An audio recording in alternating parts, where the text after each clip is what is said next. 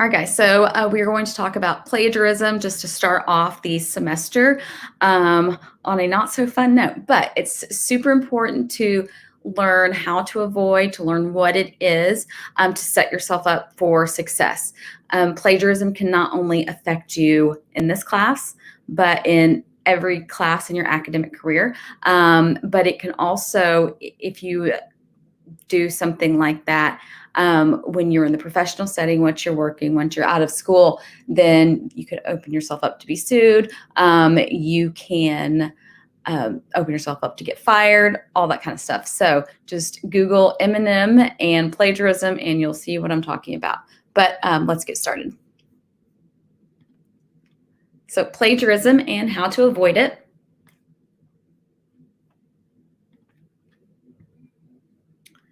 The bad news, plagiarism is a serious offense.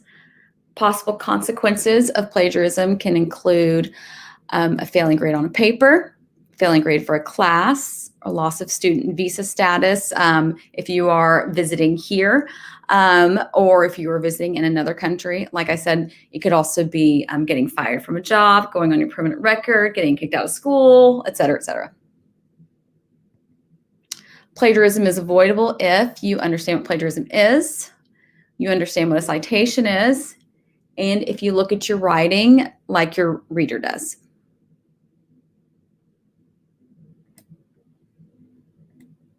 So submitting a paper you didn't write yourself, that is considered plagiarism.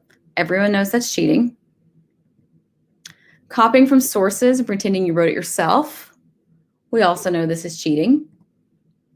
Using a source and saying it's a different source. Also cheating, even if it's by accident.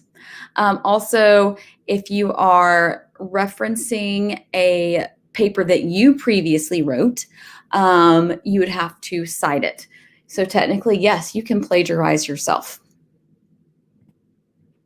If you use an author's ideas and words without giving the author credit, this is the main source of plagiarism. Yes, it's confusing, but we're going to learn how to avoid this. So think about talking to your reader. Make it clear who said or thought what. Sometimes you use the exact same words as the author. Sometimes you paraphrase an author. But always make it clear which words or thoughts are the author's and which are yours. Readers understand because you follow certain conventions or agreed upon ways of doing things. These can differ slightly depending on if you're using, for example, MLA formatting or APA formatting. But overall, there are a specific set of conventions which we will look at. So for example, when borrowing an author's exact same words, you cite your author and you use quotes around it, around the borrowed words. Even when paraphrasing an author's information, you need to provide a citation. And always when reporting an author's information, cite your author. So no matter what, if you're getting that information from another source, it needs to be cited. So my rule of thumb that I tell students is if it is something that you learned during the process of research and gathering information for that particular project or assignment or paper or whatever, then you should cite it. If it is something that is considered common knowledge, something that everyone knows, like the sky is blue. You don't have to figure out how to cite that. It's just common knowledge. If it is something that you learned, say 20 years ago or 10 or 15 years ago in school, and you can't remember, how you learned it, you just remember you learned it at some point. That does not need to be cited. It's something that you already knew. You don't have to go back and find, 10th grade notes or 5th grade notes or a book from your teacher or something like that. So good rule of thumb is just if it is something that you have learned within the process of gathering information for whatever project, then that should be cited. So cite your author. What does that even mean? So here are a couple examples. According to President Obama, the economy, he goes on to say, and actually the he in that should be also bolded. The next bullet point, Lee, which is bolded, 2007, argues that inflation will The next one, the Army's actions were incomprehensible and reprehensible. Adams and Morton, 232. So all the bolded words above, or the he that I accidentally did not bold, are examples of citation. Different disciplines, professors require different citation styles. So be sure to ask, depending on which class you're in. Also, like I said, different disciplines. So if you are going into like a science related field, you might try to become more familiar with APA style. If you are in a English field, oftentimes your teachers will have you use MLA. For my Comp 1 and Comp 2 classes, I try to do a mix of both. But usually I focus more on MLA just because that is more prevalent. So what are you telling your reader?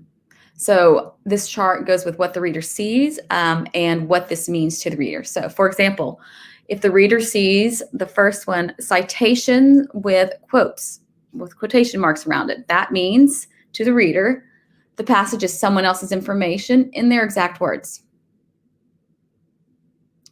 If the reader sees a citation with no quotes, this passage is, it means to the reader, this passage is someone else's information expressed in your own words. So like a summary or a paraphrase.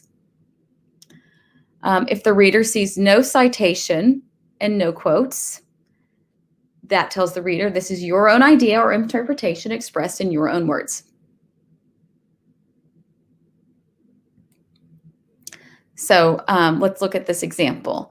So the example says the link between cell phone use and a grade point average needs further investigation. So we see as the reader that this has no citation and there's no quotes. So this tells us this is your own idea or interpretation expressed in your own words.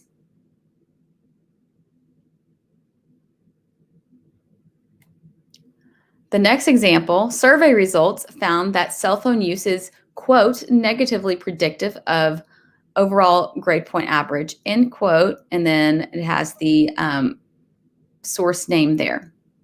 So we have a citation and we have quotes. So this tells us as the reader that the passage is someone else's information in their exact words.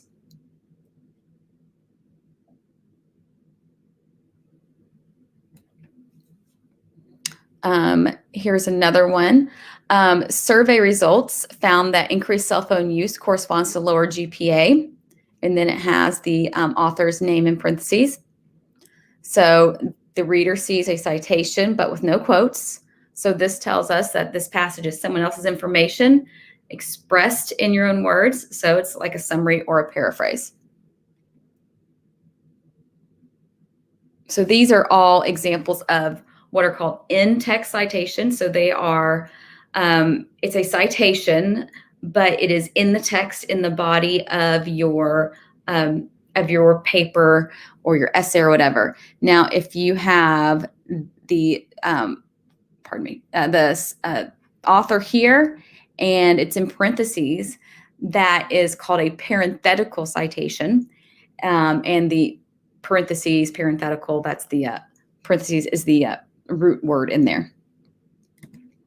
So to be clear, plagiarism can happen when your citation or lack of it either tells your reader one thing, but you mean something else.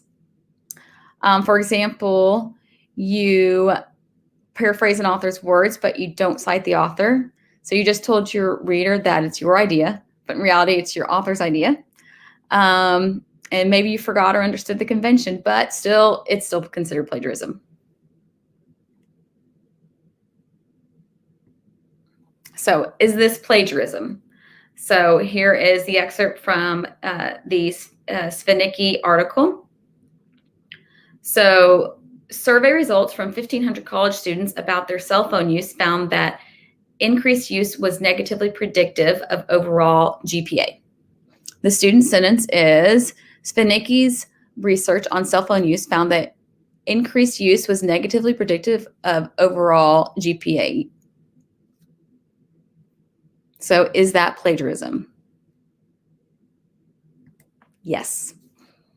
The part in blue there, that should actually be in quotes because those are his exact words. Found that increased use was negatively predictive of overall grade point average. So what the reader sees is a citation and no quotes.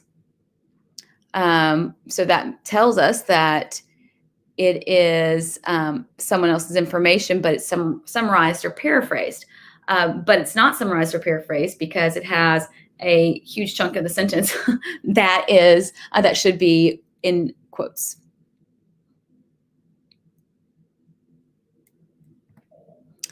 So here's another student sentence from the same excerpt. Survey results found that increased cell phone use corresponds to lower grade point average. And then in parentheses, it has the author's surname. So no, this is not plagiarism because the student paraphrased the information and cited the author.